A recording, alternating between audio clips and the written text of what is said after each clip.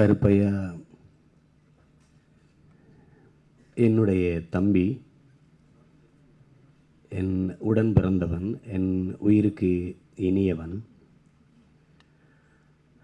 எங்கள் அப்பா மணிவண்ணன் அவர்களிடத்தில் நானும் என்னுடைய சகோதரர் செல்வபாரதியும் என்னுடைய நண்பர் சுந்தர்சியும் தம்பி மதுரவனும் ஒன்றாக பணியாற்றினோம்.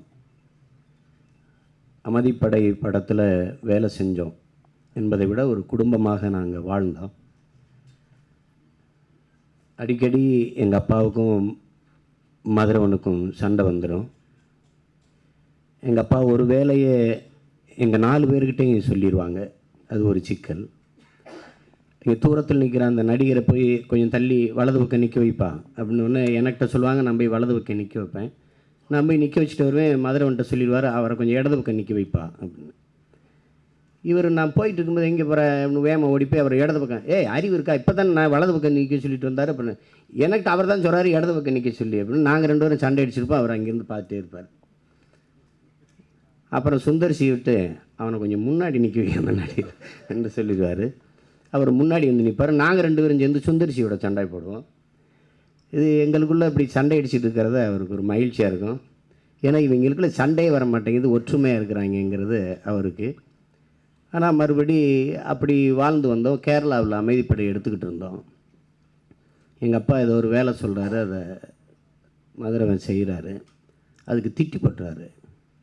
சாப்பிட்டுக்கிட்டு இருந்தவன் தட்டை அப்படி, இப்போ எல்லோரும் சொன்னாங்க ஒரு சுயமரியாதைக்காரன்னு, அதுக்காக சொல்கிறேன். தட்டை அப்படியே வீசிட்டு அப்படி அழுதுகிட்டே நடந்து கேரளாவிலேருந்து உசிலம்பட்டிக்கு நடந்தே போகிறேன்னு கிளம்பி போயிட்டுருக்கேன்.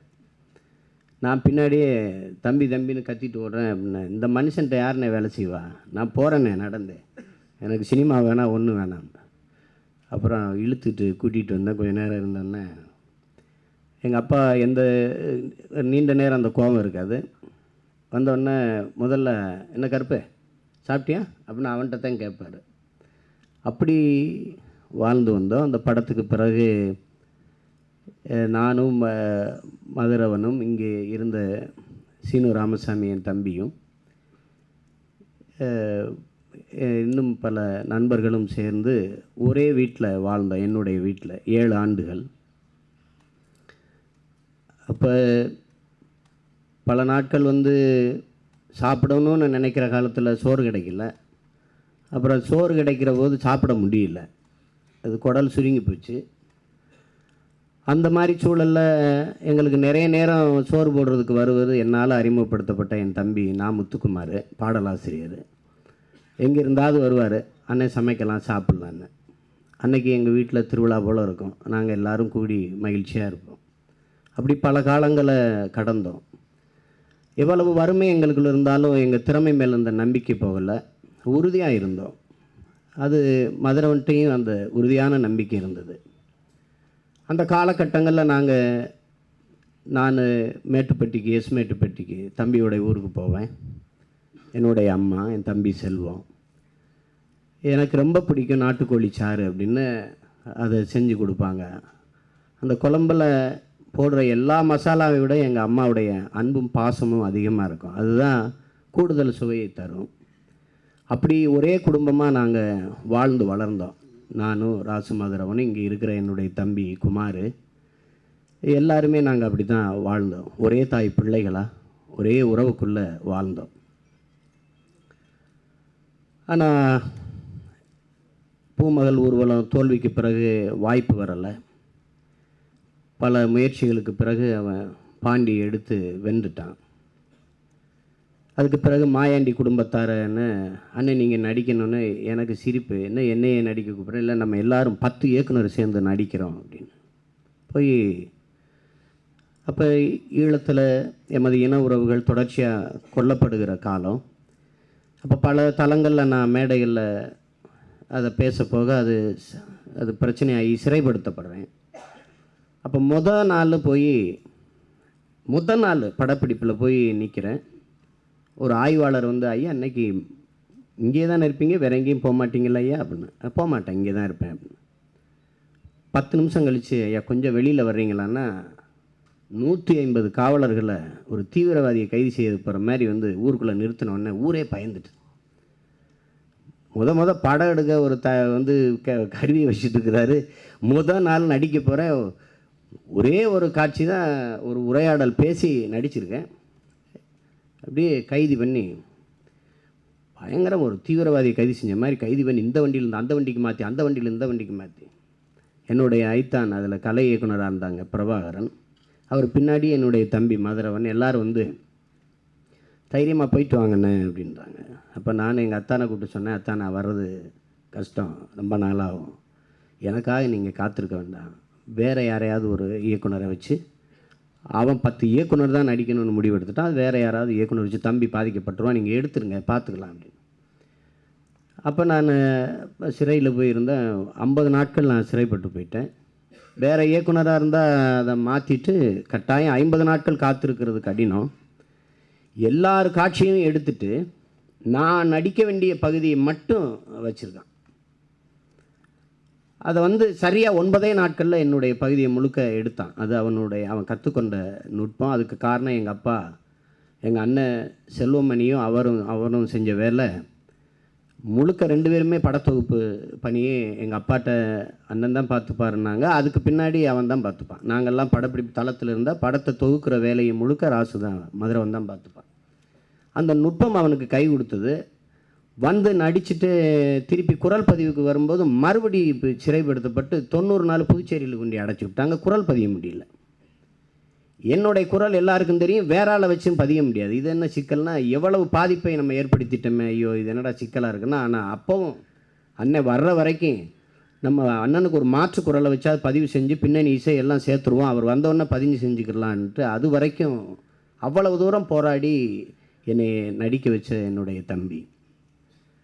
அந்த படம், அது படம்னு சொல்கிறத விட அது ஒரு வாழ்வியல் காவியம்னு தான் சொல்லணும். மாயாண்டி குடும்பத்தார எந்த நாட்டுக்கு போனாலும், எங்கே போய் பார்த்தாலும், எவ்வளோ பெரிய மனிதர்களை பார்த்தாலும், எவ்வளோ உயர்ந்த பதவியில் இருக்கிறவங்களை பார்த்தாலும், மாயாண்டி குடும்பம் ரொம்ப அருமையான படம். எங்கள் வீட்டில் நடக்கிற மாதிரியே இருக்குது என்று சொல்கிறாங்க. பல மணி நேரம் மேடையில் இந்த மண்ணுக்கும் மக்களுக்குமாக பேசிட்டு இறங்கி இப்படி போகும்போது அந்த ஓரத்தில் நிற்கிற பெண்களும் குழந்தைகளும் ஆண்களும் நம்மளை, சார் மாயாண்டி குடும்பத்தில் சூப்பராக ஆக்ட் பண்ணியிருக்கீங்க சார் என்று சொல்கிறாங்க. இவ்வளோ நேரம் பேசுனேன் அது தெரியல. அந்த மாயாண்டி குடும்பம்ங்கிறது அது எவ்வளவு தூரம் அந்த படம் பாதிச்சிருக்கு அப்படிங்கிறதுக்காக சொல்கிறாங்க. அவ்வளோ ஒரு சிறந்த படத்தை தந்த என் தம்பி.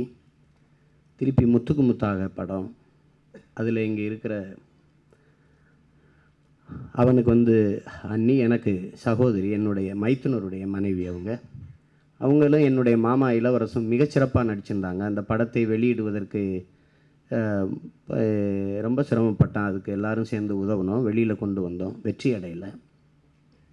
திருப்பி போராடி தன்னை மட்டுமே நம்பி, கதாநாயகர்களையோ பெரிய இதை நம்பாமல் தானே தயாரித்து தன்னையினுடைய திறமையை மட்டுமே நம்பி படங்களை படைத்து கொண்டு வந்தான். அந்த சூழலில் என்னுடைய தம்பிக்கு இருந்த, தம்பி அமீர் குறிப்பிட்டது போல் ஒரு பழக்கம், அதை நானும் வெளிப்படையாக பேசணும். வெளிப்புற படப்பிடிப்பு உதவிக்கு வந்த அந்த உதவியாளர்கள் சண்டை கலைஞர்கள்ட்ட இருந்து தான் அவனுக்கு அந்த பழக்கம் வந்துட்டுது. அமைதிப்படையில் நாங்கள் விடிய விடிய கேரளாவில் போய் சண்டை காட்சிகளை எடுப்போம். அப்போ ஐயா ராம்போ ராஜ்குமார் சொல்கிறது தப்பு இல்லைன்னு நினைக்கிறேன், மாலையை இப்படி துண்டு எப்படி போடுவோமோ அப்படி அந்த பான்பராக்கை இப்படி சுற்றி இப்படி போட்டிருப்பாங்க. இன்றைக்கி என் கண்ணுக்குள்ளே அந்த காட்சி இருக்குது. ஒரு காட்சியை சொல்லிவிட்டு சரக்குன்னு இப்படி கிழிச்சா அப்படியே கொட்டிட்டு பேசிக்கிட்டே இருப்பாங்க. அது நள்ளிரவில் எங்களுக்கு தூக்கம் வராமல் இருக்கும்போது புள்ள அது தூக்கம் முழித்து வேலை செய்யும்போது அது அந்த பழக்கம் அவனுக்கு தொத்திக்கிடுச்சு. நானும் செல்வபாரதி கருப்பையா 3 பேரும் ஒரே அறையில் இருப்போம். நாங்கள் தூங்கின பிறகு அதை பார்க்க கொட்டிக்கிட்டு அதை வாயில் போட்டுக்கிட்டே தூங்கிடுவோம். அதுதான் அதில் ஏற்பட்ட சிக்கல். அப்புறம் ஒரு காலகட்டத்தில் அதை போட்டால் தான் கடி வரைக்கும் போக முடியுங்கிற அடிமைத்தனம் அதில் வந்துருச்சு. அதுக்கு அடிமை ஆகிட்டான். வெளியில் தெரிஞ்சால் அன்னைங்க திட்டுவாங்கன்னு அது சொல்லவே இல்லை. கடைசி வரை இப்படி ஒரு நோய் தனக்கு வந்துட்டுதுங்கிற எங்கள் யாருக்குமே சொல்லவே இல்லை. இதுதான் பெரிய கொடுமை. எல்லாரையும் பிடிச்சி திட்டேன், நீ என்ன பண்ணிகிட்டு இருந்தீங்க இவ்வளோ காலம்? ஒன்று சொல்ல பல்லு வலின்னு தானே சொன்னார், அப்படின்னு சொன்னாருன்னா இப்படின்னு சொன்னாருன்னு, என்னடா அப்படி பண்ணிட்டீங்களடா? சரியாக பண்ணியிருந்தா எவ்வளவோ இது குணப்படுத்திட முடியுதடா, நீங்கள் இப்படி பண்ணிட்டீங்களேன்னு பார்த்தா அவர் அது வெளியில் தெரிஞ்சால் அசிங்கம் அது அப்படின்னு நினச்சே அதை வளர விட்டுட்டேன். அதுதான் அங்கே இருக்கிற பெரிய சிக்கல். தம்பி சொன்னது போல் என்னுடைய தம்பி ராசு மதரவனுடைய கதை படமாக இருக்குது இங்கே நம்ம பார்வைக்கு. அவனுடைய வாழ்க்கை நமக்கு பாடமாக இருக்குது. அதை நம்ம எல்லாரும் தெரிஞ்சுக்கணும். இன்றைக்கி அவன் இல்லைங்கிறத நினச்சி கூட பார்க்க முடியல. என் அண்ணன் செல்வமணி அவர்கள் சொன்னது மாதிரி, என்னுடைய அருமை மைத்துனர் பொன்வண்ணன் அவர்கள் சொன்னது மாதிரி, என் அப்பா மணிவண்ணனுடைய இழப்பும் தம்பி மதரவனுடைய இழப்பும் ஈடுகட்ட முடியாதது தனிப்பட்ட முறையில் எனக்கு. அவங்க 2 பேருமே என் மேலே மிகுந்த அன்பும் பற்றும் பாசமும் கொண்ட அவர்கள் 2 பேருமே. எங்களுடைய வாழ்க்கை, எங்கள் அப்பா ராசு மதரவன், இங்கே இருக்கிற பொன்வண்ணன், இங்கே இருக்கிற குமார், இவங்களுடைய வாழ்க்கை எங்களுக்கு 15-17 ஆண்டுகளுக்கு மேலே ஒன்றா பின்னி பிணைந்து பயணித்த வாழ்க்கை எங்களோடது. அது இன்னைக்கு இல்லை. அது எப்படி தன் படைப்பை அனாதையாக விட்டுட்டு போனானோ அப்படி குடும்பத்தையும் விட்டுட்டு போக வேண்டிய நிலைமை வந்துருச்சு. இதில் அவனுடைய உயிர் துணையாக இருக்கிற துணைவியாரையும், அவனுடைய உயிர் துளிகளாக இருக்கிற அன்பு செல்லங்கள் என்னுடைய பிள்ளைகள் நேசிகாவையும் அனுஷ்காவையும் விட்டுட்டு சென்றிருக்கிறான். இங்கே பேசி எல்லோரும் சொன்னது போல் ஒரு முறை உதவுறவனாக நான் இருக்க முடியாது. ஒவ்வொரு முறையும் உதவணும். அதுக்கு என பொறுப்பும் கடமையும் எனக்கு இருக்குது. ஏனென்றால் அவன் என்னுடைய தம்பி, நான் இந்த பிள்ளைகளுக்கு பெரிய தகப்பன். இங்கே இசை வெளியீட்டு விழா என்னுடைய தம்பிக்கான ஒரு இரங்கல் நிகழ்வு போல் மாறிவிட்டது. அதை வந்திருக்கிற பெருமக்கள் பொறுத்துக்கணும். இதுக்கு மற்ற விழாக்கள் போல் இல்லாது பெரும் எண்ணிக்கையில் நீங்கள் கூடியிருக்கிறீங்க. அதுக்கு காரணம் தம்பி மதரவன் மேலே நீங்கள் வச்சுருக்கிற அன்பு. இந்த விழாவை நடத்தி எப்படியாவது இந்த படத்தை திரைக்கு கொண்டு போயிடணும்னு என்னுடைய தம்பி குமாருடைய அயராத உழைப்பு, அதுக்கு நான் ரொம்ப நன்றி கடன்பட்டிருக்கேன்.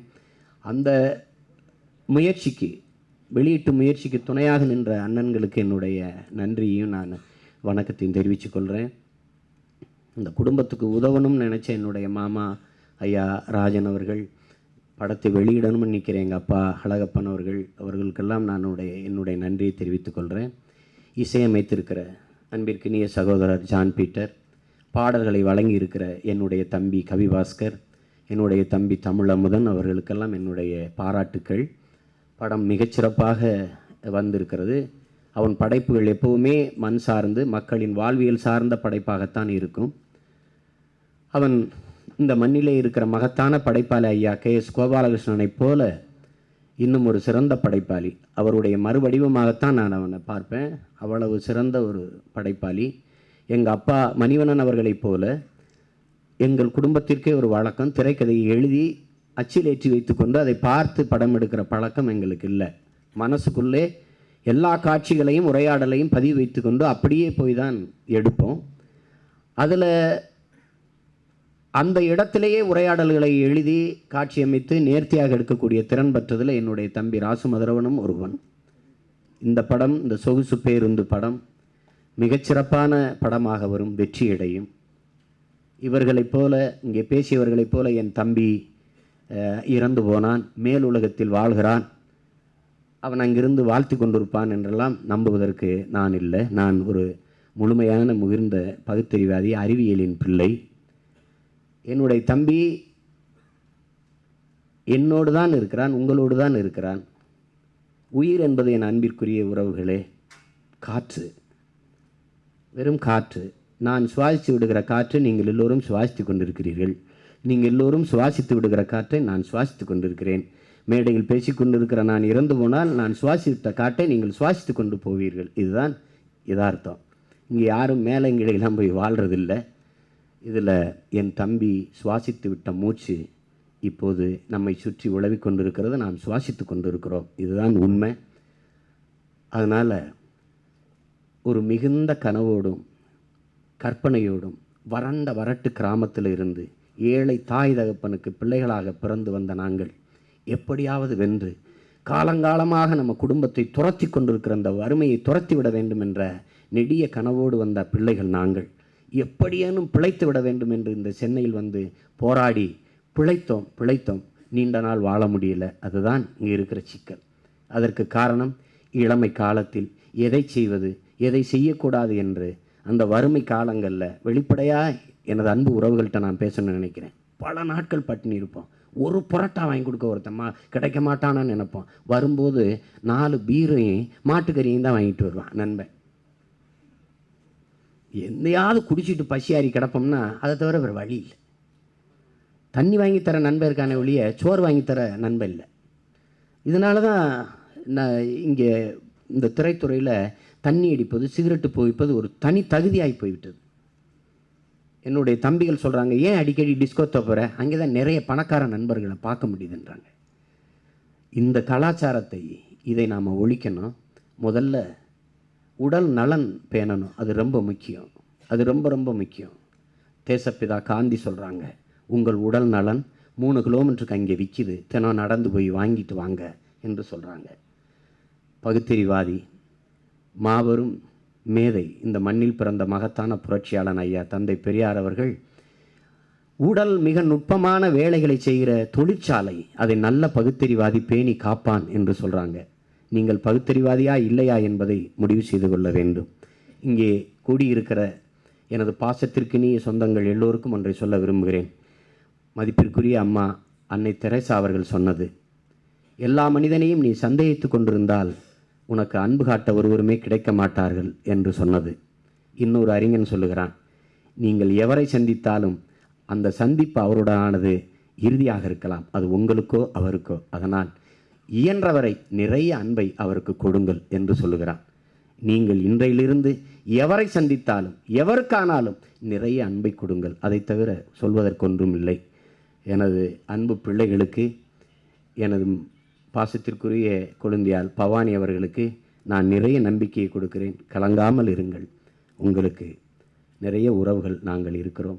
மேடையிலே இந்த விழாவிற்காக, இந்த நிகழ்விற்காக வந்த இவ்வளவு நேரம் பொறுமையாக இருந்த எனது மதிப்பிற்குரிய கலைஞர்கள் அனைவருக்கும், இந்த உணர்வு நிகழ்ச்சியோடு நடந்து கொண்டிருக்கிற இந்த விழாவிற்கு வந்திருக்கிற உறவுகள் உங்கள் அனைவருக்கும், இந்த படத்தை பற்றிய செய்தியை நாளை உலகெங்கும் கொண்டு செல்ல இருக்கிற என் பாசத்திற்குரிய பத்திரிகை நண்பர்களுக்கும் தொலைக்காட்சி தோழர்களுக்கும் எனது நன்றி, வணக்கம். படத்தின் வெற்றிக்கு நாம் எல்லோரும் வாழ்த்துவதை விட உழைப்போம். உங்கள் அனைவருக்கும் நன்றி, வணக்கம். பாண்டி, முத்துக்கு முத்தாகன்னு 2 படம் அவரோட நடிச்சிருக்கேன். அவரோட வேலை செய்யும்போது இருக்கிற அனுபவத்தில் ஒரு ஷாட் சொல்லி கொடுக்கும்போது ஒரு 100 முறை அண்ணின்னு கூப்பிடுவார். இங்கே நில்லுங்க, இப்படி உட்காருங்க, இப்படி வாங்க, இப்படி போங்க, அண்ணி அண்ணி அண்ணி அண்ணின்னு ஒரு ஷாட் சொல்கிறதுக்கு 10 தடவை அண்ணி சொல்லுவார். அது கேட்குறதுக்கே அவ்வளோ ஆசையாக இருக்கும். அதுக்காகவே அவர் கூட வேலை செய்யணுன்னு ரொம்ப ஆசைப்படுவேன். அதை நான் ரொம்ப மிஸ் பண்ணுறேன். அதாவது கடவுளுக்கு யாரை ரொம்ப பிடிக்குமோ அவங்கள சீக்கிரமாக கூப்பிட்டுக்குவார் அப்படின்னு நம்ம நம்புகிறோம். ஆனால் அந்த இழப்புக்கு கடவுள் தான் சமாதானமும் தைரியமும் கொடுக்கணும். அந்த இழப்புங்கிறது, அதிகமான இழப்புங்கிறது அவர் மனைவிக்கு தான். ஸோ கடவுள் அவங்களுக்கு நிறைய தைரியமும் நிறைய சமாதானமும் கொடுக்கணும். இந்த படம் பெரிய வெற்றி அடையணும்னு ஆண்டவனை வேண்டிக்கிறேன். குறைஞ்சபட்சம் இந்த சினிமா உலகத்தில் நான் ஒரு 500 படம் பண்ணியிருப்பேன். அந்த 500 படத்தில் வந்து கொஞ்சம் படத்தில் கொஞ்சம் காமெடி பண்ணி கொஞ்சமாக பேர் வாங்கியிருக்கேன். ஆனால் ஒரு சில படங்களில் நல்ல பேர் வாங்கிறதுக்கு முக்கிய காரணம் திரு ராசநாதன் அவர்கள். பாண்டி, மாயாண்டி குடும்பத்தார், கோரிப்பாளையம், இந்த படத்தில் அவர் எனக்கு கொடுத்த அற்புதமான கேரக்டர், மறக்க முடியாத சம்பவம். எந்த ஊருக்கு போனாலும் நீங்கள் சட்டை இல்லாமல் எப்போ பார்த்தாலும் குடிச்சிட்டு இருப்பீங்க அப்படின்னு சொல்லுவாங்க. 2வது நல்லா பண்ணிருக்கீங்க அப்படிங்க. அந்த படத்தில் வந்து எங்கள் வீட்லேயும் எங்கள் மாமா ஒருத்தர் இருக்கார் அப்படின்னு கிராமமாக சொல்லுவாங்க. அது வந்து ரொம்ப அற்புதமான விஷயம். அதாவது மறைவு என்பது எல்லாத்துக்கும் சொந்தமானது, எப்போ வேணால் வரலாம். நான் ஸ்கூலுக்கெல்லாம் போகலாம், படிக்கலை. எனக்கு தெரிஞ்ச ஒரு சின்ன ஐடியாவை மட்டும் நான் இங்கே இதை கோரிக்கையாக வைக்கிறேன். ஏன்னா இங்கே சகல விதமான சினிமா சம்மந்தப்பட்டவங்க வந்திருக்காங்க. ஒவ்வொரு யூனியனில் வந்து ஒரு மெம்பர் ஆகும்போது ஒரு அமௌண்ட்டை கேட்குறாங்க.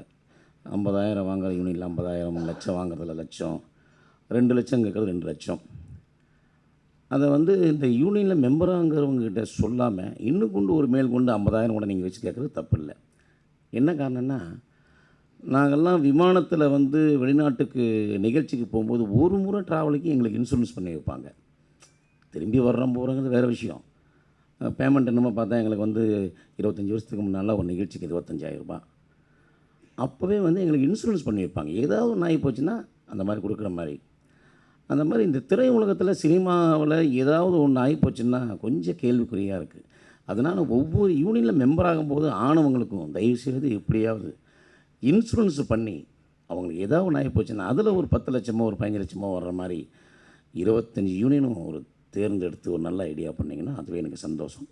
அதே மாதிரி இந்த மாதிரி நிகழ்ச்சியிலெல்லாம் வந்து எங்கள் மாண்புமிகு மக்கள் திலகம் சொன்ன மாதிரி முதல்ல உதவி அப்புறம்தான் பேச்சு அப்படின்னு அடிக்கடிக்க எங்கள் காதில் வந்து சங்கு மாதிரி ஓதிட்டு போயிட்டார். அது எப்படின்னா, ஒரு பெரிய அறிவாளி ஒரு பெரிய பணக்கார வீட்டுக்கு போகிறான். பணக்காரனுக்கு அவ்வளோ சந்தோஷம், என் வீட்டுக்கு மிகப்பெரிய அறிவாளி வர்றான் அப்படின்னு ஊர் மக்கள்லாம் கூப்பிட்றான். ஊர் மக்களுக்கு போகிறதுக்கு இஷ்டம் இல்லை. அந்த பணக்காரன் எதுவுமே நம்மளுக்கு பண்ண மாட்டான், செஞ்ச வேலைக்கு கூலி மட்டும்தான் இருப்பான், நம்மளே எதுக்கு போகணும், இல்லை யாரோ ஒரு அறிவாளி வர்றாங்களாம் போய் பார்க்கலாம் அப்படின்னு போய் பார்த்தா உண்மையில் சாதாரணமாக ஒரு அறிவாளி வந்தான். என்னை எதுக்காக நீ கூப்பிட்டேன்? இல்லை சார், நீங்கள்லாம் என் வீட்டுக்கு வந்தீங்கன்னா அவ்வளோ சந்தோஷம். பெரிய பணக்காரனா எப்படின்னா ஊறுகாய் போடுற கரண்டி கூட தங்கத்தில் இருக்குது, டேபிள் சாப்பிட்ற தட்டு எல்லாமே தங்கம், அவ்வளோ பெரிய பணக்காரன். அப்போ இந்த அறிவாளி வந்து ஒரே ஒரு வைரத்தோடு காதில் போட்டுருந்தான். அது எதுக்கு போட்டானு தெரியாது. அதை கழட்டி அந்த பணக்காரன்ட்ட கொடுத்தான். நான் வழிபோக்காக போகிறேன், திரும்பி வருவேன்னு எனக்கு தெரியாது, இந்த நீ வச்சுக்கோ. எதுக்கு என்ன வச்சுக்க சொல்கிறீங்க? எனக்கு நிறைய சொத்து இருக்குது. இல்லை இதை வச்சுக்கோ, ஒரு வேளை செத்து போயிட்டா நானும் செத்து போயிட்டேன்னா மேலே வந்து கொடுத்துருன்னு. அதுக்கு அந்த பணக்காரன் சொன்னான், பைத்தியமாடா நீ, பைத்தியமா, உன்னை அறிவாளி நினச்சி என் வீட்டுக்கு கூப்பிட்றேன், நீ என்னமோ சாதாரண ஒரு வைரத்தோட பிடிங்கி கையில் கொடுத்து செத்து போ, மேலே வந்தால் கொடுன்றேன். அப்போ திரும்பி அந்த அறிவாளி கேட்டான், இவளும் எதுக்குடா வச்சுருக்கிற, செத்து போனால் ஒன்றும் வராதுன்னு தெரியல, அப்போ வெளியில் எத்தனை பேர் இருக்கான், எல்லாத்துக்கும் பகிர்ந்து கொடுறான் அப்படிங்கிற ஒரு கதைக்கு தகுந்த மாதிரி ராசுமதன் எதையுமே கொண்டு போகிறதுக்கு சேர்த்தி வைக்கல. அவன் விட்டுட்டு போனது 3 ஜீவங்களை மட்டும்தான். நான் மறுபடியும் சொல்கிறேன், எம்ஜிஆர் சொன்ன மாதிரி முதல்ல உதவி அப்புறம் பேச்சு. என்னால் முடிஞ்ச ஒரு 20,000 ரூபாயை டைரக்டர் யூனிட்டை கொடுத்து அவருக்கு கொடுக்கணும் அப்படின்னு நினைக்கிறேன். இதை நான் வந்து ஏன் மேடையில் கொடுக்குறேன் அப்படின்னா, பப்ளிசிட்டிக்காக இல்லை, நான் கொடுத்தா இன்னும் கொஞ்சம் பேர்த்துக்கு தெரியும், இன்னும் மற்ற யூனியனுக்கு தெரியும், இருக்கிற யூனியனுக்கும் தெரியும், எல்லாத்துக்கும் தெரியும், கொஞ்சம் போய் சேருங்கிற ஒரு அல்ப ஆசையில் அந்த முடிவை நான் எடுத்துக்கிறேன். இது நான் செய்யலை, நான் வணங்குற எம்ஜிஆர் செய்கிறேன். நன்றி, வணக்கம். எல்லாரும் அவரோட இறப்பை பற்றி பேசுகிறாங்க. நான் அவர் வாழ்ந்துக்கிட்டு இருக்கிறத பற்றி பேச ஆசைப்பட்றேன். அவருடைய படங்கள் இந்த சமூகத்தில் பார்ப்பவர்கள் இருக்கும் முறை, தொலைக்காட்சிகள் இருக்கும் முறை, எல்லா தொலைக்காட்சிகளிலும் இந்த படங்கள் ஒவ்வொரு குடும்பங்களோட வாயில்களையும் ஒவ்வொரு வருஷத்துலையும் ஒவ்வொரு முறை கதவை தட்டும் பொழுதும், மாயாண்டி குடும்பத்தாரை பார்த்து ஒவ்வொரு முறையும் ஒவ்வொருத்தரும் இந்த தங்கச்சியும் அக்காவையும் பார்த்து அழும் பொழுதும், அந்த அண்ணன் தம்பி உறவுகளை பார்த்து பேசும் பொழுதும் கண்டிப்பாக ராசமுதல்வன் வாழ்ந்து கொண்டே தான் இருக்கிறார், வாழ்ந்து கொண்டு தான் இருப்பார். ஏன்னா அவருடைய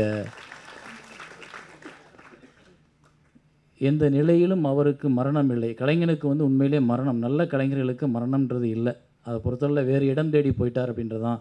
வந்த உடனே இளவரசன் ரொம்ப அழகாக பேசினார், நலம் நலம் அறிய அவள் நீ இங்கே நல்லா இருக்கியா அப்படின்னு. அதுதான் உண்மை. ஸோ அவருடைய பிரிவு வந்து எல்லாருக்கும் வருத்தமாகவும் துயரமாகவும் கஷ்டமாகவும் இருந்திருக்கிறதுனால தான் இப்போ இவ்வளவு பேசுகிறோம். அதே சமயத்தில் அவர் நிறைய கடன்களை சுமந்துட்டு விட்டுட்டு போனதுனால இந்த கூட்டம், இந்த சோகம், இந்த இது எல்லாமே இப்படி நடக்கிறதுக்கு காரணம் வந்து ஒரு கலைஞன் இறக்கும் தருவாயில் என்ன நிலையில் இறக்குறான்றது தான் பிரச்சனை. அப்படி நிறையா கலைஞர்களுக்கு இந்த துர்பாக்கியம் நடந்திருக்கிறது. அது ராசமுதல்வனுக்கு நடந்தது வந்து ஒரு மிகப்பெரிய சோகம். அந்த 2 குழந்தைகள், அந்த அன்பு காட்டிய மனைவி, இந்த 3 பேரையும் தவிக்க விட்டுட்டு அந்த 3 பேர் தலையிலையும் ஒரு பெரிய நிறைய கடன் பத்திரங்களை மட்டும் சுமையாக கொடுத்துட்டு போன அந்த அபாயகரமான சூழல் வந்து இந்த சினிமாவில் நிறைய பேருக்கு இருக்குது, வெளியில் தெரியலை. நிறைய பேருக்கு நடக்கும், எதுவுமே பண்ண மாட்டோம், எதுவுமே பண்ண முடியாது. ஸோ இது ஒரு எடுத்துக்காட்டாக எடுத்துக்கிட்டு எங்களுடைய இயக்குனர் சங்கமும் சரி, தயாரிப்பாளர் சங்கமும் சரி, எதிர்காலத்தில் இதுபோல் ஒரு சூழல் எந்த கலைஞனுக்கும் படம் எடுக்கும் தருவாயிலும் சரி, எடுத்து முடிக்கும் போதும் சரி வரக்கூடாது. ஏன்னா இன்றைக்கி வந்து 100 படம் எடுத்தால் 90 பேர் நஷ்டம்தான் படுறாங்க. அதில் எத்தனை பேர் வெளியூரில் போய் செத்து போயிட்டான் தயாரிப்பாளர்னு தெரியாது. இயக்குனர் தெரிஞ்சவங்க ஃபெமிலியராக இருக்கிறதுனால பேப்பரில் போட்டாங்க.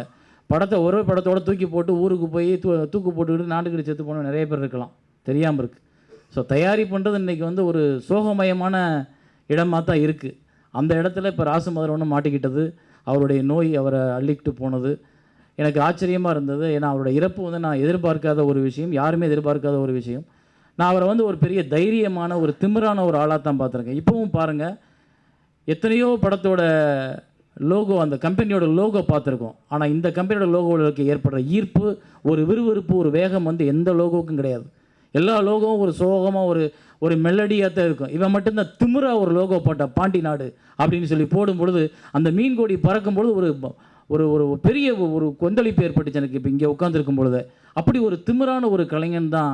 நான் போய் பேசுவோம், அடிக்கடி வருவார், ஆஃபீஸ் வரும்பொழுது பேசும்பொழுது நான் சொல்லுவேன், இல்லை மதுரவன் ரொம்ப இதாக இருக்குது, இப்போ பார்த்து அண்ணே நம்மளை விட்டால் வேற யாருன்னு ஜெயிக்க போகிறான் அந்த ஊரில், நம்மளாம் ஜெயிக்க வந்தவங்கண்ணே, நம்ம ஜெயிச்சிட்டு தானே இருப்போம் அப்படின்னு சொன்ன அந்த ஆள் இன்றைக்கி ஜெயிச்சார். ஆனால் தன்னோட குடும்பங்களை ஒரு ஓரமாக எங்கேயோ அவங்கள பிழைக்க சொல்லி விட்டுட்டு போயிட்டார். அப்படின்றப்போ இந்த அவல நிலையிலிருந்து அந்த குடும்பங்களை காப்பாற்றுவது அப்படின்றது வந்து இன்றைக்கி நம்ம யோசிக்கிற ஒரு விஷயமா இருந்தால் கூட, அது நிரந்தரமான ஒரு முடிவை யாருக்கும் நாளைக்கு ஏற்படாத அளவு ஒரு முடிவை யாருக்கு வேணாலும் ஏற்படலாம், எனக்கு கூட ஏற்படலாம், சொல்ல முடியாது. ஸோ அதனால் அப்போ திருப்பி இப்படி ஒரு கூட்டமும் திருப்பி இப்படி ஒரு நிகழ்வும் திருப்பி அந்த இடத்துல அவங்களுக்கு அஞ்சலி செலுத்தி மரியாதை செலுத்தி கலெக்ட் பண்ணி கொடுக்குறன்ற ஒன்றை தாண்டி நிரந்தரமான ஒரு தீர்வை வந்து எங்கள் இயக்குனர் சங்கமும் சரி, செல்வமணி என்னை கண்டிப்பாக யோசிக்கணும், அதை தயாரிப்பாளர் சங்கம் கண்டிப்பாக யோசிக்கணும். அதுக்கு ஒரு முடிவை கொண்டு வர்றதுக்கு உறுதுணையாக இருந்தால் ரொம்ப சந்தோஷம். இப்போ இந்த இடத்துல இந்த படம் வெளியிடுறதுக்கான உறுதுணையை எல்லோரும் செய்வாங்க, கண்டிப்பாக நம்பிக்கை இருக்குது. இந்த சூழலில் செய்யலைன்னா அவங்க கண்டிப்பாக சொன்னதை செய்வாங்க. ஆனால் வெளியிடுறதோடு மட்டும் இல்லாமல் அந்த வெளியிடுற அந்த படத்திலிருந்து வருமானம் வந்து கடன்களை எல்லாம் நிவர்த்தி செய்து மேலும் சில வருமானங்கள் வைத்து வர வழி செய்து அந்த குழந்தைகள் மேலே வந்து அதை ஒரு டெபாசிட்டாக போட்டு கொடுத்தாங்கன்னா ரொம்ப சந்தோஷமாக இருக்கும். ஏன்னா இன்றைக்கி இந்த படத்தோட கடன் கொடுத்தவங்க எல்லாருமே வந்து பேசினதாக குமார் என்னை வந்து பார்க்கும்போது சொன்னார், எல்லாருக்குமே அது ஒரு மனிதர்கள் அப்படின்ற ஒரு இடத்த வந்து உணர்கிறாங்க. வராமல் போன காசு, வராமல் போகும் என்று நினைத்த பணம் இந்த படம் வெளியிடுவதன் மூலமாக வருது. அப்படின்றப்போ ஏதோ ஒரு பகுதியை வாங்கிக்கிட்டிங்கன்னா அடுத்த பகுதி, மிச்ச பகுதி பணம் வந்து நாளைக்கு எந்த வழியும் தெரியாத, எந்த திசையும் தெரியாமல் இருக்கும் அந்த குழந்தைகளுக்கு பயன்படும். அந்த குழந்தைகளோட படிப்பு, 2 பெண் குழந்தைகள் 15 வருஷம் கழித்து வளரும் பொழுது கல்யாணத்துக்கு வர்றவன் எவ்வளோ கேட்குறான்னு தெரியாது. ஸோ அதை அந்த அம்மா படிக்க வைக்கணும், 2 பேரை உருவாக்கணும். ஸோ இதையெல்லாம் மனசில் வச்சு அந்த கடன் கொடுத்தவர்கள் கூட விட்டு கொடுத்து அந்த படம் வெளியிடுவதற்கு உதவி செய்து அந்த படம் வெளியிடுறதை வந்து அந்த பசங்க பேரில் பண்ணணுன்றது என்னோடய ஆசை, என்னுடைய வேண்டுகோள். எனக்கு குமார் வந்து என்கிட்ட ஆஃபீஸில் பார்க்கும்போது சொன்னார், இப்போ எனக்கும் வந்து எனக்கு தெரியாது, ராசமுதிரன் வந்து ரொம்ப நெருங்கிய பழக்கம் இல்லை, ஆனால் பார்க்கும்போது அண்ணன் பிரியமாக பேசுவார். ஆனால் அவர் இறந்த ஒரு மாத காலகட்டத்துக்கு அப்புறம் ஒரு நாள் திடீர்னு நான் ஆஃபீஸில் படுத்திருக்கும் பொழுது ஒரு கனவு, அந்த கனவுல வந்து நான் எங்கேயோ ஷூட்டிங் எடுத்துக்கிட்டு இருக்கேன், ஷூட்டிங்கில் பயங்கர கூட்டம் இருக்குது, எங்கள் வீட்டுக்கிட்ட நடந்துக்கிற மாதிரி இருக்குது அந்த ஷூட்டிங். அப்போ வந்து எல்லோரும் சாப்பாடு வேலை மதிய இடைவேளை விட்டுட்டாங்க, எல்லோரும் சாப்பிட உட்காந்துக்கும் திடீர்னு ஒரு ஆட்டோ வந்து நிற்கிது. ஆட்டோவில் யார் வரான்னு பார்த்தா கருப்பையாக வர்றாப்புல ராசுமதுரவன். என்ன கருப்பையா எப்படி இருக்கீங்க அப்படின்னு எனக்கு அவர் இறந்ததுன்ற ஒரு மனநிலையே எனக்குள்ளே இல்லாமல் நான் கேட்குறேன், நல்லா இருக்கண்ணே, நீங்கள் நல்லா இருக்கலாண்ணே அப்படின்னு. நான் நல்லா இருக்கேன் கருப்பையா, என்ன கருப்பையா, இல்லைண்ணே பசிச்சு சாப்பிட்டு போகிறேன்னு வந்தேன் அப்படின்னு. அப்புறம் தான் சொல்கிறார், அண்ணே என்னண்ணே கருப்பையாக வந்திருக்காப்புல சாப்பிட்றதுக்கு அப்படின்னு. ஸோ எங்கேயோ ஒரு பக்கம் எல்லார் வீட்டுக்குள்ளேயும் அவர் நுழையணும், எல்லார் மனசுக்குள்ளேயும் அவர் இருக்கணும், எல்லோரும் கூட ஒரு வாழணுன்ற அவருடைய ஏதோ ஒரு ஆசை இன்னும் தொக்கிக்கிட்டே இருக்குது. அதை வந்து ஒவ்வொரு ரூபத்தில் அவருடைய உதவியாளர்கள் அவருடைய கதையை தெரிஞ்சால் அந்த கதையை படம் பண்ணி கொஞ்சம் பணம் கொடுக்கலாம். அவருடைய நண்பர்கள் அவருடைய வேறு ஒரு அந்த பாண்டிநாடு தியேட்டர்ஸ் எடுத்துக்கிட்டு அதுலேருந்து சில படங்களை பண்ணி அதை ஒரு பர்சன்டேஜ் அந்த குடும்பத்துக்கு நாளைக்கு பிற்காலத்தில் கொடுக்கலாம். ஸோ இப்படி ஏதோ ஒரு வகையில் செயலிழந்து, வாழ்க்கை இழந்து, வழி இழந்து, எதுவுமே தெரியாமல் இருக்கிற அந்த குடும்பத்தை ஒவ்வொருத்தரும் தாங்க வேண்டியது ஒரு கட்டாயம். எனக்கிட்ட ஒரு கதை சொல்லியிருக்காரு. ஒரு ஊர்லேருந்து நார்த் இந்தியாவுக்கு ஒரு வேலைக்கு போன ஒருத்தன் திரும்பி வரும்பொழுது தன் கிராமத்தையே காணா, கஷ்டப்பட்டான், அந்த கிராமத்தை தேடி அந்த கிராமத்து மனிதர்களை தேடி அவன் அலைந்தான். அந்த கதையை நீ நடிக்கணும்னு சொன்னார். இப்போவும் நான் சொல்கிறேன், அந்த கதையை நான் எடுக்கவும், அந்த கதையை நான் நடிக்கவும், அந்த கதையை நான் பண்ணி அதுலேருந்து வர வருமானத்தை அந்த குடும்பத்துக்கு நான் கொடுக்கவும் என்னால் முடிஞ்ச உதவியை நான் கண்டிப்பாக செய்வேன். இப்போது இந்த சூழலில் ஜேகே ரிலீஸ் ஆக போகிற நேரத்தில் சென்னை நகரத்தோட முதல் நாள் வசூலை நான் அந்த குடும்பத்துக்கு டெபாசிட் பண்ணுறேன். நன்றி, வணக்கம். இந்த விழா எனக்கு 2 விஷயத்தை நினைவுபடுத்துது. கண்டிப்பாக அதை நான் இங்கே சொல்லி ஆகணும். இதில் யார் வருத்தப்பட்டாலும் அல்லது யாருடைய மனது நோகக்கூடிய சூழல் ஏற்பட்டாலும் அதை பற்றி வருத்தமோ கவலையோ கிடையாது. எத்தனையோ ஒரு இசை வெளியீட்டு விழாவில் கலந்துருக்கோம். ஒரு இயக்குனர் இல்லாமல் நடைபெறக்கூடிய முதல் இசை வெளியீட்டு விழா இதுவாகத்தான் இருந்திருக்க முடியும். காரணம், அவருடைய மறைவுக்கு பின்னால் இன்றைக்கு ஊர்லலாம் சொல்லுவாங்க, பொதுவாக ஒரு மனுஷன் நல்லா இருக்கும்போது 4 பேர் வரமாட்டான்டா, செத்து போனதுக்கப்புறம் வந்து குசல விசாரிக்க 10 பேர் வருவாங்க. ஆனால் இந்த அரங்கத்தில் வந்திருக்கக்கூடியவர்களை அப்படி குறைத்து மதிப்பிட முடியாது. ஏனென்றால் ராசு மதுரவன் சம்பாதித்த அந்த நட்பு தான் இந்த அரங்கத்தையும் அரங்கத்திற்கு வெளியேயும் நிற்க வைத்திருக்கிறது.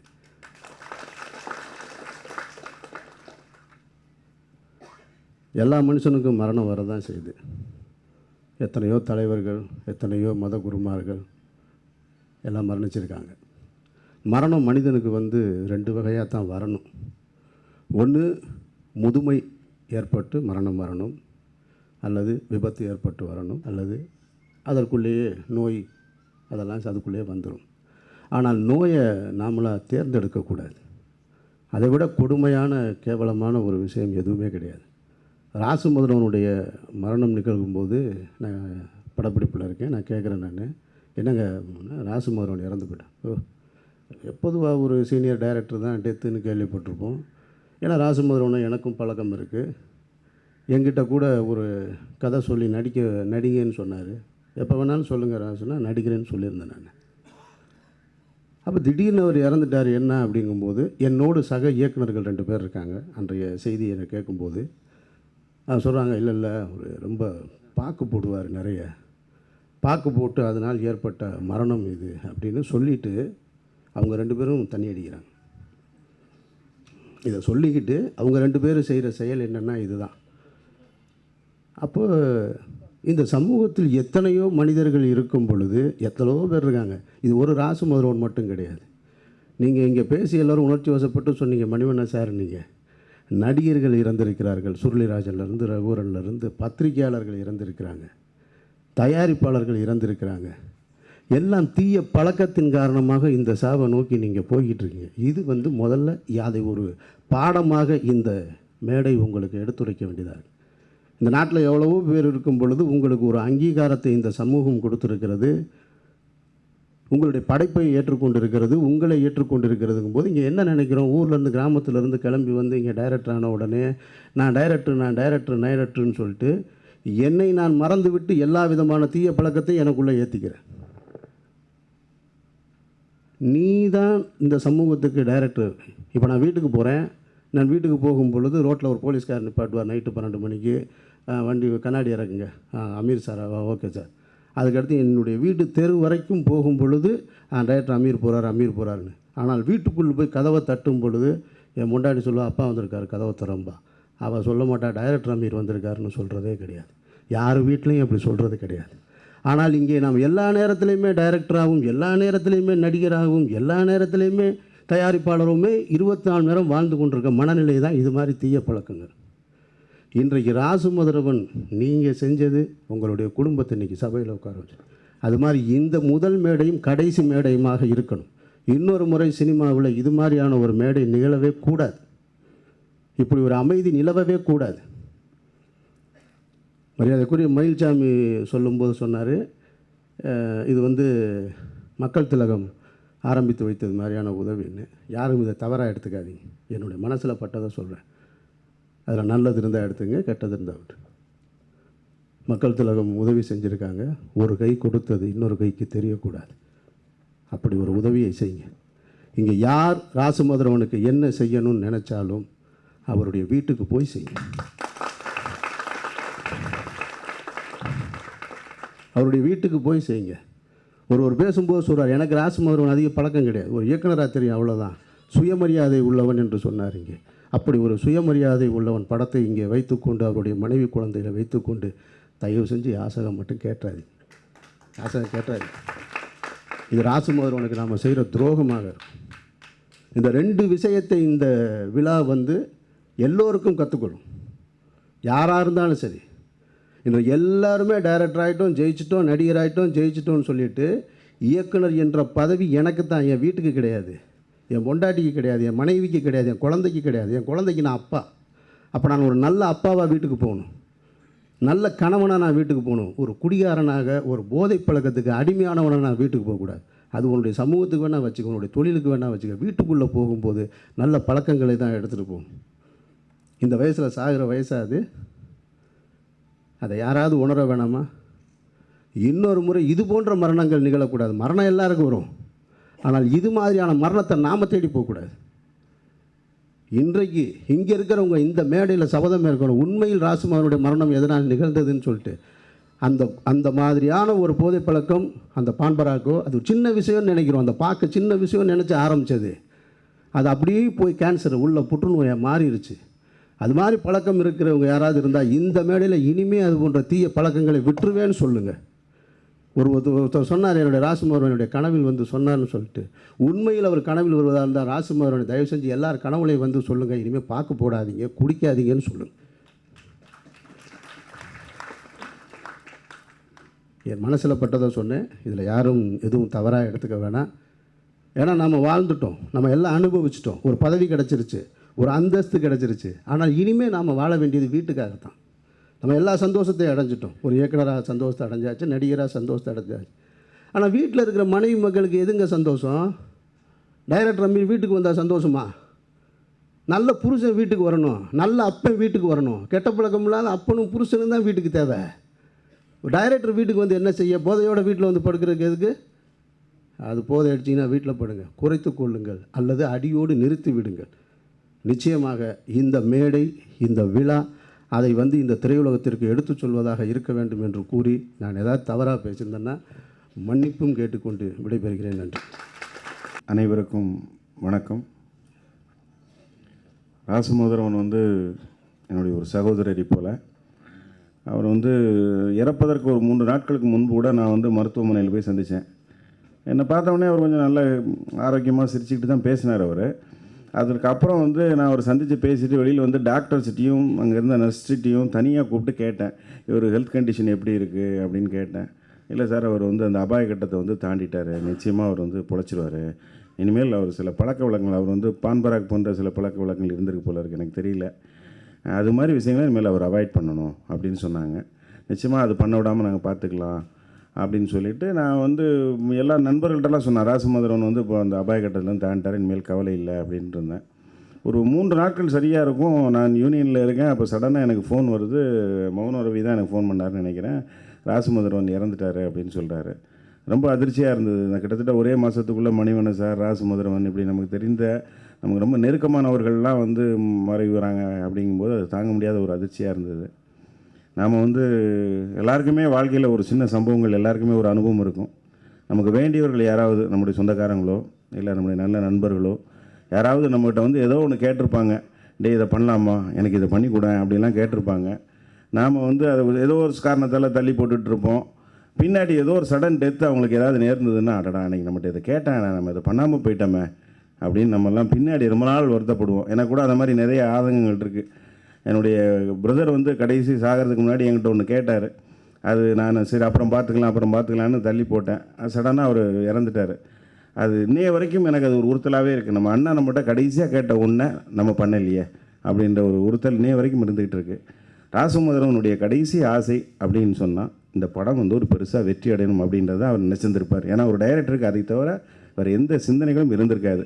ஸோ நாம் எல்லாம் திரைத்துறை சேர்ந்த அத்தனை பேரும் சேர்ந்து இந்த படத்தை ப்ராப்பராக ரிலீஸ் பண்ணுறதுக்கு ஹெல்ப் பண்ணி, இந்த படத்தை இங்கே இருக்கிற மீடியா பீப்புள் நீங்கள் எல்லோரும் சப்போர்ட் பண்ணி இந்த படத்தை ஒரு மாபெரும் வெற்றி படமாக ஆக்கிறதுக்கு நீங்கள் உறுதுணையாக இருக்கணும். அப்படி பண்ணுறது தான் வெண்ணில் இருக்கிற அவருடைய ஆத்மாவுக்கு நாம் செலுத்துகிற கண்ணீர் அஞ்சலி. நன்றி, வணக்கம். அன்பும் பாசம் நிறைந்த திரு ராசுமோதரவன் அண்ணன் அவர்களுக்கு தம்பி ரவிமரியா எழுதுவது. 28/1/2014 பிரசாத் ஸ்டுடியோவில் உங்களுடைய சொகுசு பேருந்து நிலையம் ஆடியோ வெளியீட்டு விழா மிக சிறப்பாக நடைபெற்றது. நீங்கள் மாயாண்டி குடும்பத்தார் என்று ஒரு 10 இயக்குநர்களை அறிமுகப்படுத்தினீர்கள். ஆனால் மாயாண்டி குடும்பம் என்பது 10 இயக்குநர்கள் மட்டுமல்ல, எங்களையும் சேர்த்துக் கொள்ளுங்கள் என்று கிட்டத்தட்ட ஒரு 1000 இயக்குநர்கள், உதவி இயக்குநர்கள் வந்திருந்தார்கள். இந்த விழாவில் உங்கள் மகள் ஒரு அழகான உடையும் இன்னொரு மகள் மிக அழகான உடையும் அணிந்திருந்தாள். அப்பாவிற்கான விழாவாக எண்ணி மகிழ்ந்தவள் பார்த்து கொண்டிருக்கிறாள். உங்களுடைய மனைவி கண்ணீரும் கம்பளையுமாக இருக்கிறார்கள்.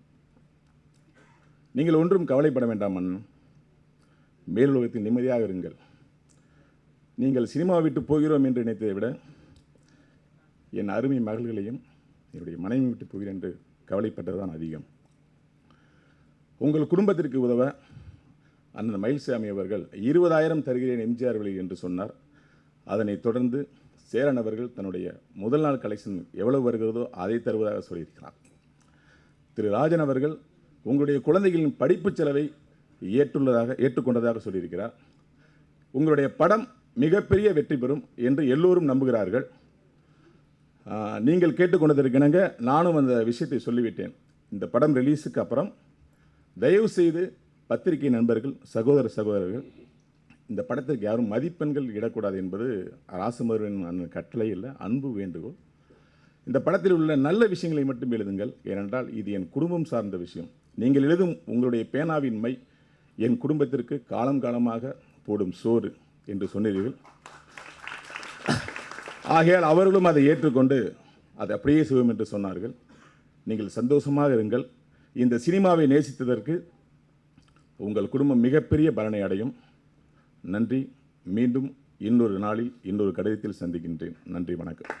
இந்த இசை வெளியீட்டு விழா இப்போது இசை வெளியீட்டு விழாவாக மட்டும் இல்லாமல் ராசமதனோரோட நினைவு நாள் மாதிரி கூட இப்போ ஒரு உருவம் எடுத்துருச்சு.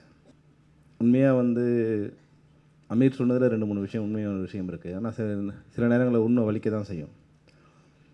ஆனால் நடந்து போயிடுச்சு. நடந்ததுக்காக அது அந்த குடும்பம் வந்தனால இப்போ தெருவில் நிற்கக்கூடாதுங்கிறது தான் இப்போ எங்கள் எல்லாரோட நோக்கமே. அந்த அடிப்படையில் தான் இந்த விழாவை கூட சிறப்பாக நடத்தணும்னு முயற்சி பண்ணோம். அதனால் முதல்ல இந்த அழகப்பா நல்லா சொன்னார். இந்த படத்துக்கு நிறைய பேர் ஃபைனான்ஸ் பண்ணியிருக்காங்க, நிறைய பேர் வாங்கியிருக்கீங்க. வரலன்னா மொத்த பணம் வராமல் போயிடும். இதுதான் இப்போ இருக்கிற நிலைமை. அப்போது ஒருத்தர் தூக்கி அந்த வெளியிட நினைக்கிறாங்க போது ஒரு நல்ல மனதோட எல்லாரும் பால் ஊற்றினா தான் பாலாக இருக்கும். நான் மட்டும் தண்ணி ஊற்றுறேன்னு நினச்சா எல்லாரும் தண்ணி தான் ஊற்றுவாங்க.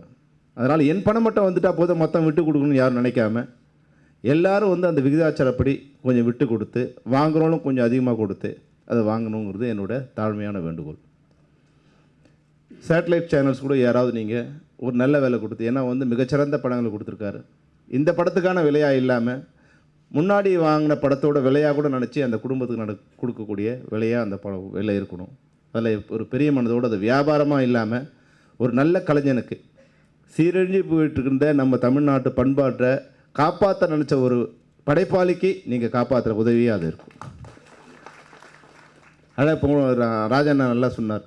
இது மாதிரியான விஷயங்களை படம் எடுத்துகிட்டு இருக்கும்போது ஒரு சிறந்த படைப்பாளியாக இந்த மண் வாசனையை கதிரவன் ஐயா பேசும்போது சொன்னாங்க. இன்னொரு பாரத ராஜா வரக்கூடிய மிகச்சிறந்த ஒரு படைப்பாளி.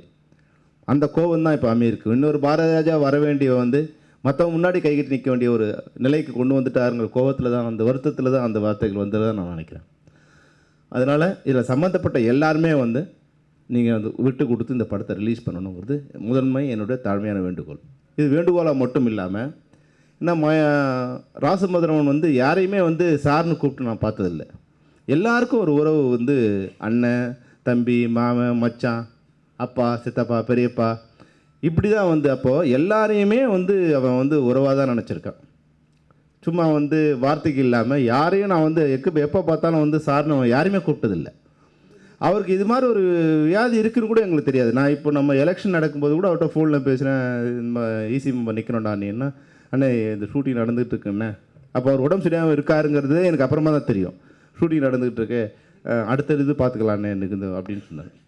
அப்போது தன்னுடைய அந்த சுயமரியாதை தன்னுடைய கவலையை கூட தன்னுடைய நிறைய குறைகளை கூட யாரு கூட பகிர்ந்துக்கலாமல் ஒரு நல்ல ஒரு தனித்துவமாக அவர் வாழ்ந்துட்டு வந்திருக்கார்.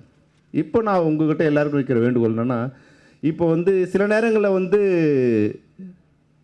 இது நம்ம குடும்பம், இதில் நம்மளுடைய குறைகளை பேசுகிறதால இல்லை நம்ம வருத்தங்களை பேசுகிறதால அது தவறாக எடுத்துக்க வேண்டிய அவசியம் இல்லை.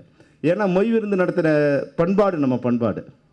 ஒருத்தர் நொடிச்சு போயிட்டு அவரை தூக்கி நிறுத்த மற்ற உறவுகள் நிற்கிற மாதிரி இப்போது என்னோட முதன்மையான கவலையே வந்து அந்த குழந்தைங்களை பார்க்கும்போது அந்த மரணத்துக்கு போது நான் வீட்டுக்கு போகும்போது அப்பாவோட மரணம் என்னன்னு தெரியாத ஒரு குழந்தை, 2 குழந்தை. உண்மையான ஒரு மிகப்பெரிய வருத்தம் என்னென்னா, அப்பா இறந்துட்டாருங்கிறத கூட தெரியாத ஒரு வயசில் அந்த குழந்தைங்க இருக்காங்க. அதுதான் இப்போ வந்து அந்த ராசமதுரனோட நிலைமை.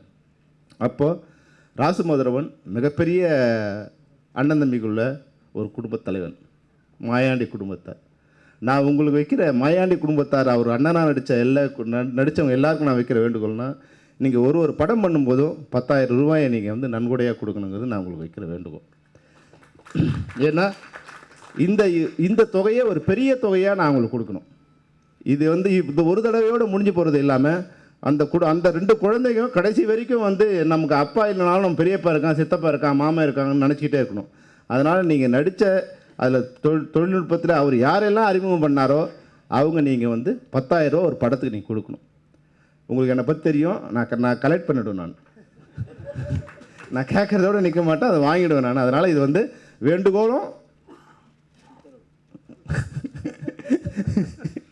அப்புறம் அது மட்டும் இல்லாமல் வேறு ஏன்னா அவர் வந்து வெறும் இயக்குனர் மட்டும் இல்லை, மணிவண்ணனோட உதவி இயக்குனர், எங்களுடைய குடும்பத்திலேருந்து வந்தவர். அதனால் எங்களால் என்ன இயக்குனர் சங்கம் மட்டும் இல்லாமல், இயக்குனர் மட்டும் இல்லாமல், தமிழ் திரைப்படத்துறையில் சம்மந்தப்பட்ட எல்லாரும் கூட்டி இந்த தொகை ஒரு நல்ல தொகையாக அந்த குழந்தைங்களுக்கு போய் சேர மாதிரி பண்ண வேண்டியது இயக்குனர் சங்க செயலாளர் மட்டும் இல்லாமல் ஒரு இயக்குனராகவும் ராசுமதுரனுடைய சகோதரனாகவும் இந்த நான் பொறுப்பை நான் எடுத்துக்கிறேன். நான்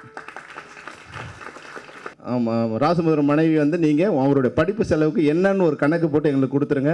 நான் அண்ணங்கிட்ட கலெக்ட் பண்ணி அதை வந்து உங்களுக்கு கொடுக்க வேண்டியது என்னோடய வேலை. அந்த வேலையை நான் எடுத்துக்கிறேன். இந்த பணம் வந்து ஒரு நல்ல தொகையாக அந்த குழந்தைங்களோட கல்யாணத்துக்கு பயன்படுற மாதிரி இருக்கணும்னு நான் நினைக்கிறேன். இல்லை அதுக்கு முன்னாடி ஏன்னா இப்போ கஷ்டப்பட்டு அப்புறம் கல்யாணத்துக்கு நீங்கள் நினச்சேன்னா அதுக்கு ஏதோ ஒரு தொகையில் உங்களுக்கு வந்து உங்கள் வாழ்க்கைக்கு நாங்கள் வந்து நிச்சயமாக இது ஒரு நல்ல தொகை நாங்கள் இது பண்ணி கொடுப்போம். அது எங்களோட கடமை, என்னோட கடமை, அதை நாங்கள் வந்து இது பண்ணிடுவோம். அப்புறம் பத்திரிகையாளருக்கு எல்லாம் சொன்ன மாதிரி பொன்வண்ணன் நல்லா அப்போ எனக்கு மணிவண்ணன் வருது பாருங்கள், நல்லா சொன்னார். அதான் வந்து நாங்கள் ராசமதுரனோட பழகிட்டோம், அதனால் வந்து அவர் மேலே எங்களுக்கு அன்பு இருக்குது. அந்த அன்புக்காக நாங்கள் வந்து சில விஷயங்களை பண்ணுறோம். ஆனால் படம் பார்க்க வர்ற ரசிகனுக்கு எதுவுமே இல்லை, ஒரு டைரக்டர் அவ்வளோதான் தெரியும். அப்போது நீங்கள் வந்து அவர் மேலே முதல்ல ஒரு அனுதாபத்தை ஏற்படுத்து. இந்த படம் பார்க்குறவங்க வந்து ஒரு நல்ல படைப்பாளிக்கு சீரழிஞ்சிக்கிட்டு இருந்த சமூகத்தோட கலாச்சாரத்தை காப்பாற்றணும்னு நினச்ச ஒரு படைப்பாளிக்கு நம்ம பண்ணுற உதவியாக படம் பார்க்க வரோங்கிற ஒரு மனநிலையை நீங்கள் ஏற்படுத்தணும். அதுதான் ஊடகங்கள் வந்து ஒரு தமிழ்நாட்டில் இருக்க ஊடகங்கள் தமிழ் பண்பாட்டை காப்பாற்ற நினச்ச ஒரு படைப்பாளியை காப்பாற்றணுங்கிறது இந்த இசை வெளியீட்டு விழாவில் நாங்கள் உங்களுக்கு வைக்கிற வேண்டுகோள். தயவுசெய்து அதை நீங்கள் நிறைவேற்றணும். இன்னொன்று வந்து தயாரிப்பாளர் சங்கம் ராஜன் அழகப்பெல்லாம் இருக்காங்க, நீங்கள் வெளியிடுறதுக்கு உண்டான வேலைகளை நீங்கள் இது பண்ணுங்கள். ஏன்னா இப்போ அவர் வந்து தனி குமாராக இந்த இது வெளியிட முடியாது. ஏன்னா நீங்கள் வந்து வரவே முடியாத படத்தை கூட இப்போ ரிலீஸ் பண்ணியிருக்கீங்க நீங்கள். அதனால் இந்த படத்தை அது மாதிரி எந்த சிக்கலும் இல்லை. இந்த படத்தில் வரவு என்னவோ செலவு என்னவோ படத்தில் அதுக்கு உண்டான இதோடு இருக்குது. அதனால் அந்த படத்தை வெளியிடுறதுக்கு நீங்கள் என்னென்ன உதவி பண்ணணுமோ. ஏன்னா நான் ஒரு தடவை அந்த ராசமதுரன் ஒய்ஃப் வரும்போது சொன்னேன், அம்மா நீ கருப்பையாக கருப்பையாக தானே கையெழுத்து போட்டிருக்கான், நீ விடுமா நாங்கள் பார்த்துக்கலான்னு. இன்னும் அவங்க சொன்னாங்க, இல்லைங்க எங்கள் வீட்டுக்காரில் கையெழுத்து போட்டிருக்காரு அப்படின்னாங்க. சத்தா கூட தாங்க வீட்டுக்காரோட கடனை அடைக்கணும்னு நினைக்கிற ஒரு மனைவி அவங்க. அதனால் அதுபோல் வந்து நல்ல குடும்பத்துக்கு நம்ம எல்லோரும் ஒரு உதவியாக இருக்கணும். உங்களால் முடிஞ்ச எல்லா உதவியும் நீங்கள் பண்ணணும்.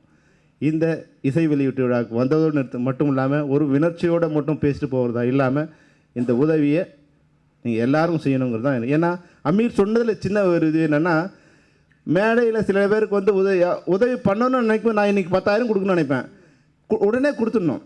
நாளைக்கு போனால் 5,000 கொடுத்தா சரியாக இருக்குமோ அப்படின்னு தோணும். அதனால் அந்த உதவியை டக்குன்னு வந்து பண்ணிடணும், அதுதான் வந்து சரியாக இருக்கும். சில நேரங்களில் வந்து நம்ம மேடை நாகரிகத்துக்காக கூட சில உதவிகளை பண்ணிவிடுவோம். தனித்தனியாக போய் கலெக்ட் பண்ணுறது கலெக்ட் பண்ணும்போது இருக்க கஷ்டம் வந்து அமீருக்கு தெரியாது. அதனால் இதெல்லாம் வந்து கமிட்மெண்ட்டாக நம்ம வந்து இப்போது இது ஒரு பத்திரிகை இதுவும் இல்லை, வந்து ஒரு விழா இல்லை, ஒரு குடும்பத்தில் வந்து ஒரு மூத்த சகோதரனோ இல்லை தன் இளைய பிள்ளையோ இறந்து போனால் அது நிகழ்ச்சிக்கு வந்திருக்க உறவினர்களாக தான் நான் உங்களை எல்லாரையும் நினைக்கிறேன். நீங்கள் எல்லாருக்கும் இதில் பங்கு இருக்குது தான் நினைக்கிறேன். அந்த உரிமையில் தான் நான், ஏன்னா மற்ற நேரங்களில் இது மாதிரி நான் யார்கிட்டையும் இது மாதிரி பேசுனதில்லை. இந்த வந்து உரிமை எடுத்து பேசுகிறதுக்கு அவன் வந்து ராசுமதுரன் எல்லாரையும் வந்து சகோதரனாக உறவினராக நினச்சதால் நீங்களும் வந்து ஒரு 10,000 ரூபா வந்து இப்போது ரவிமரியாவுக்கு பெரிய விஷயம் இல்லை. ஒரு படம் பண்ண போகும்போது 10,000 ரூபா பெரிய விஷயம் இல்லை. அதனால் நீங்கள் சைன் பண்ணும்போதே நாங்கள் வந்து பணம் வந்து 10,000 ரூபா கலெக்ட் பண்ணிவிடுவோம். அதில் நடித்து யாரையாவது நான் வந்து இப்போ வந்து அவங்க ராசமோகனோட உதவியாளர் வர சொல்லி யாரெல்லாம் நடித்தாங்கன்னு நான் கணக்கு எடுத்துட்டு எல்லாருக்கும் நான் நேரடியாக கூட வந்து அது போய் அவங்களுக்கு மட்டும் இல்லை மற்றவங்ககிட்ட நாங்கள் ஒரு முறையை கலெக்ட் பண்ணிக்கிறோம். நீங்கள் எல்லாம் வந்து ஒரு சிறுதுளி தான் பெருவெள்ளம். எல்லோரும் ஒரு லட்சத்தில் பண்ணணும் அவசியமே இல்லை. 1000ல் பண்ணால் கூட நம்ம வந்து பல்லாயிரக்கணக்கான சகோதரர்கள் இருக்கும். அது ஒரு பெரிய தொகையை அவங்களுக்கு போய் சேருங்கிறது எங்களுடைய வேண்டுகோள். தயவுசெய்து நீங்கள் அதை நிறைவேற்றணும். இந்த படத்தை வெளியிடுறதுக்கு தயாரிப்பாளர் சங்கம் எல்லா உதவியும் செய்யணும். நாங்கள் அது கூட இருந்து அதுக்கு உண்டான முழு முயற்சி நாங்கள் எடுத்துக்கோங்க கூட்டி மறுபடியும் பத்திரிகையாளருக்கு ஒரு வேண்டுகோளாக நீங்கள் இந்த படத்தை ஏன்னா படமும் வந்து சிறந்ததாக படமாக இருக்குது. இந்த படத்தை வந்து சிறந்த முறையில் வந்து ஒரு ஒரு ஒரு பாடத்தை இப்போ வந்து நீங்கள் இப்போ அதாவது ஏன் உங்கள்கிட்ட மறுபடியும் சொல்கிறோம்னா ஸ்டார் வேல்யூ இருந்தால் படம் ஓப்பனிங் இருக்குன்னு. சில படங்கள் ஸ்டார் வேல்யூ யாருன்னே தெரியாத படங்கள் மிகப்பெரிய ஓப்பனிங் இருக்குது. மிகப்பெரிய நடித்த படம் நடிகர் கூட முதல் நாள் வந்து ஓப்பனிங் இல்லாமல் இருக்குது. அப்போ அதை பற்றி வந்து ஏற்படுத்துகிற ஒரு இமேஜ் தான் வந்து அந்த படத்துக்கு உண்டான இதுவாக இருக்குது. அதுபோல் இந்த படத்துக்கு நீங்கள் ஒரு பாசமுள்ள சகோதரனுக்கு பாசமுள்ள படைப்பாளிக்கு படம் பார்க்க போகிறோங்கிற உணர்வை நீங்கள் தமிழ்நாட்டு ரசிகர்கள்ட்ட ஏற்படுத்தணுங்கிறது தான் என்னுடைய வேண்டுகோள். நன்றி, வணக்கம்.